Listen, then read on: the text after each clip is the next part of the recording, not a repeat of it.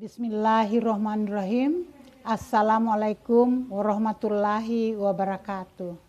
Selamat berjumpa kembali anak-anakku sekalian dengan saya Dr. Anda Rusnia dalam mata pelajaran sejarah wajib kelas 11. Halo, apa kabar anak-anakku sekalian? Tentunya baik-baik saja ya. Semoga Allah Subhanahu wa taala memberikan perlindungan kepada kita semua dan terbebas dari wabah COVID-19. Amin. Baik, kita akan lanjutkan kembali pelajaran pada pagi hari ini dengan judul Antara Kolonialisme dan Imperialisme Bangsa Indonesia.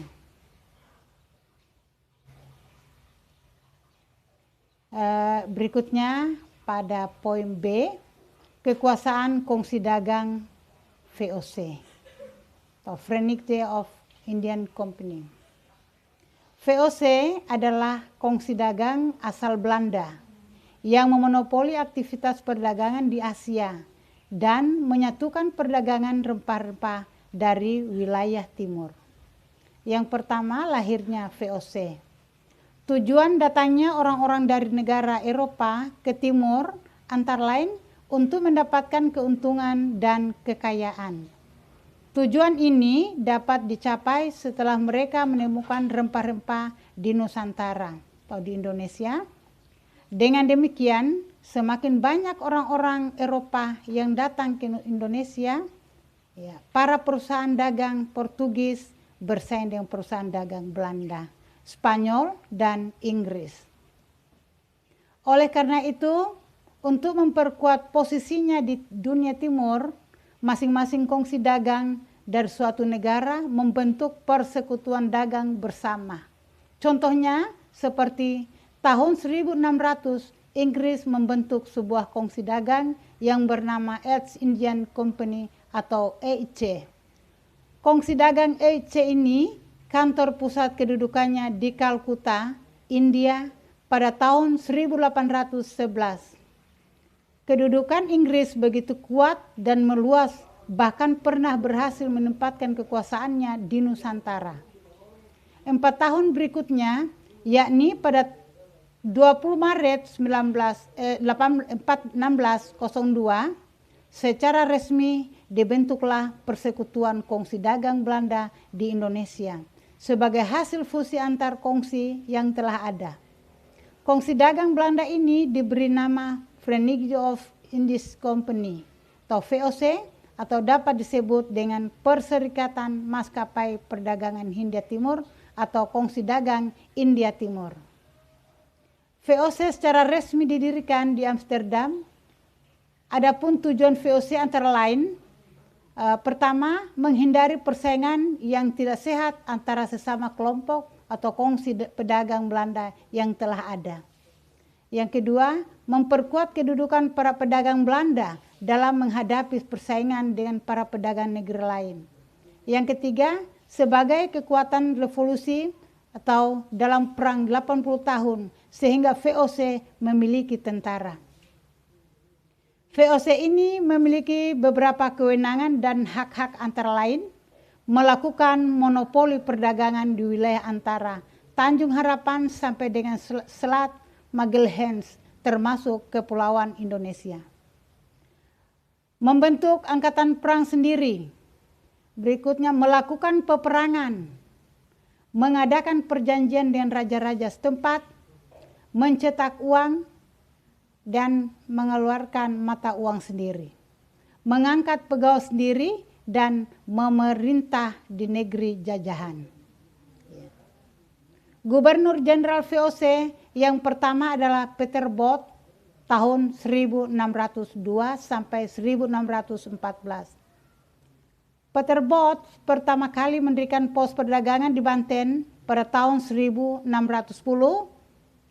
Pada tahun itu juga Peter Both meninggalkan Banten dan berhasil memasuki Jayakarta. Di samping dari Nusantara atau Indonesia, juga dari luar seperti dari Portugis, Inggris, Gujarat atau India, Persia, Arab, termasuk juga Belanda. Yang kedua, keserakahan dan kekejaman VOC. Orang-orang Belanda yang tergabung dalam VOC itu memang cerdik. Pada awalnya mereka bersikap baik dengan rakyat, sikap baik rakyat dan para penguasa setempat ini dimanfaatkan oleh VOC untuk semakin memperkuat kedudukannya di Nusantara. Lama-kelamaan orang-orang Belanda mulai menampakkan sikap congkak dan sombongnya. Ya. Belanda semakin bernafsu ingin menguasai Indonesia. Untuk memenuhi nafsu serakahnya itu, maka VOC sering melakukan tindakan pemaksaan dan kekerasan terhadap kaum pribumi. Hal ini telah menimbulkan kebencian rakyat. Ya. VOC melakukan campur tangan, intervensi terhadap kerajaan-kerajaan di Nusantara, terutama menyangkut usaha pengumpulan hasil bumi dan pelaksanaan monopoli, serta melakukan intervensi dalam pergantian penguasa lokal. Yang berikut, lembaga-lembaga pemerintahan tradisional, kerajaan masih tetap dipertahankan dengan harapan bisa dipengaruhi dan dapat diperalat, kalau tidak mau baru diperangi. Setelah berhasil membangun Batavia dan meletakkan dasar-dasar penjajah di Nusantara, pada tahun 1623 J.P. Kon kembali ke negeri Belanda. Ia menyerahkan kekuasaannya kepada Peter de Kapter, tetapi oleh pimpinan VOC di Belanda, J.P. Kon diminta kembali ke Batavia. Akhirnya pada tahun 1627 J.P. Koin tiba di Batavia dan diangkat kembali sebagai gubernur jenderal untuk jabatan yang kedua kalinya. J.P. Koin semakin congkak dan kejam dalam menjalankan kekuasaannya di Indonesia. Berbagai bentuk tindakan kekerasan, tipu muslihat dan politik divide impera, adu domba terus dilakukan. Rakyat pun semakin menderita. Pada masa jabatan yang kedua, J.P. Koin ini pula terjadi serangan tentara Mataram di bawah Sultan Agung ke Batavia. Batavia dijadikan markas besar VOC. Semua kebijakan dan tindakan VOC di kawasan Asia dikendalikan dari markas besar VOC di Batavia. Selain itu, Batavia juga terletak pada persimpangan atau menjadi penghubung jalur perdagangan internasional. Batavia menjadi pusat perdagangan dan jalur yang menghubungkan perdagangan di Nusantara bagian barat dengan Malaka. India kemudian juga menghubungkan dengan Nusantara bagian timur.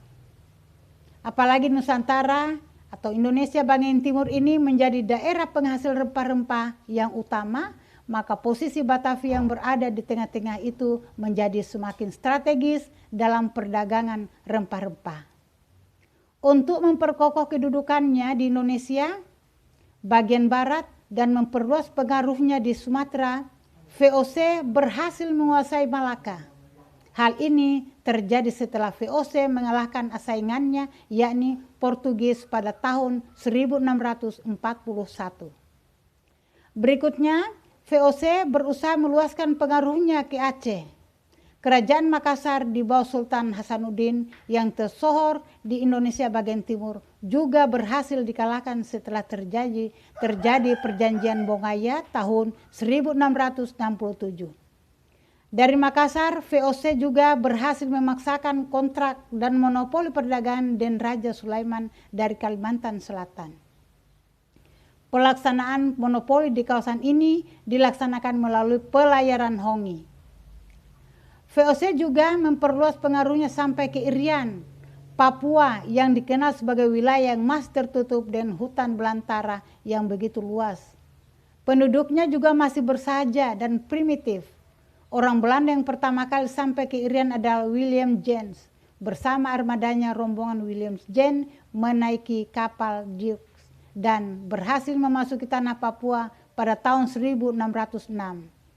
William James ini mencari kebun tanaman rempah-rempah. Ya, pada tahun 1616 sampai dengan tahun 1617 Lemaire dan William Schouten mengadakan survei di daerah pantai timur Laut Irian dan menemukan kepulauan Admiralty bahkan sampai ke New Ireland.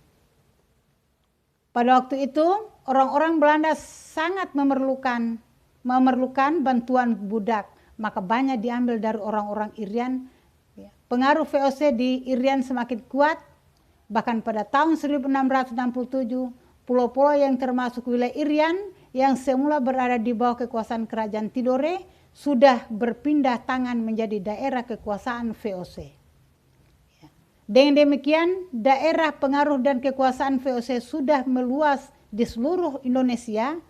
Penguasa atas Papua, Irian oleh VOC ini terutama terjadi setelah melihat Inggris mulai menanamkan pengaruhnya di beberapa tempat di Indonesia seperti penguasa atas Bengkulu. Demikian halnya dengan VOC, tidak sekedar menjadi sebuah kongsi dagang yang berusaha untuk mencari untung saja, tetapi juga ingin menanamkan kekuasaannya di Indonesia. VOC dengan hak-hak dan kewenangan diberikan pemerintah dan parlemen Belanda telah melakukan penjajahan dan penguatan akar kolonialisme dan imperialisme. VOC telah melakukan praktik penjajahan di Indonesia melalui cara-cara pemaksaan monopol perdagangan, politik memecah belah, serta tipu muslihat yang sering disertai tindakan peperangan dan kekerasan, semakin memperluas daerah kekuasaan dan memperkokoh kemaharajaan VOC. Sekali lagi, tindak keserakahan dan kekerasan dilakukan oleh VOC itu menunjukkan mereka tidak mau bersyukur atas karunia yang diberikan oleh Tuhan yang Maha Esa. Oleh karena itu, wajar kalau timbul perlawanan dari berbagai daerah di Indonesia, misalnya dari Perang Aceh, Banten, Demak, Mataram, Banjar, Makassar, dan Maluku. Yang ketiga, VOC gulung tikar. Orang-orang timur asing seperti Cina dan Jepang diizinkan tinggal di Batavia sebagai pusat pemerintahan VOC. Batavia juga semakin dibanjiri penduduk dari luar Batavia sehingga tidak jarang menimbulkan masalah-masalah sosial. Pada tahun 1749 terjadi perubahan yang mendasar dalam lembaga kepengurusan VOC. Pada tanggal 27 Maret 1749, Parlemen Belanda mengeluarkan undang-undang yang menetapkan bahwa Raja William IV sebagai penguasa tertinggi VOC. Misalnya, semua orang harus turun dari kendaraan bila berpapasan dengan para pejabat tinggi tersebut. Warga keturunan Eropa harus menundukkan kepala dan warga bukan orang Eropa harus menyembah. Kemudian Gubernur Jenderal Yakub Mosel juga mengeluarkan ordonasi baru tahun 1754. Ordonasi ini mengatur kendaraan kebesaran dalam kondisi bangkrut VOC tidak dapat berbuat banyak. Menurut penilaian pemerintah kebesaran VOC sebagai kongsi dagang yang menjalankan roda pemerintahan di negeri jajahan tidak dapat dilanjutkan lagi. VOC telah bangkrut, oleh karena itu pada tanggal 31 Desember 1799 VOC dinyatakan bubar. Semua utang-utang piutang dan segala milik VOC diambil alih oleh pemerintah Belanda. Pada waktu itu, sebagai Gubernur Jenderal VOC yang terakhir, Van Overstraten masih harus bertanggung jawab tentang keadaan di Hindia Belanda. Ia bertugas mempertahankan Jawa dari serangan Inggris. Iya. Barangkali terima kasih banyak. Cukup sekian dan kita lanjutkan pada materi pembelajaran berikutnya. Assalamualaikum warahmatullahi wabarakatuh.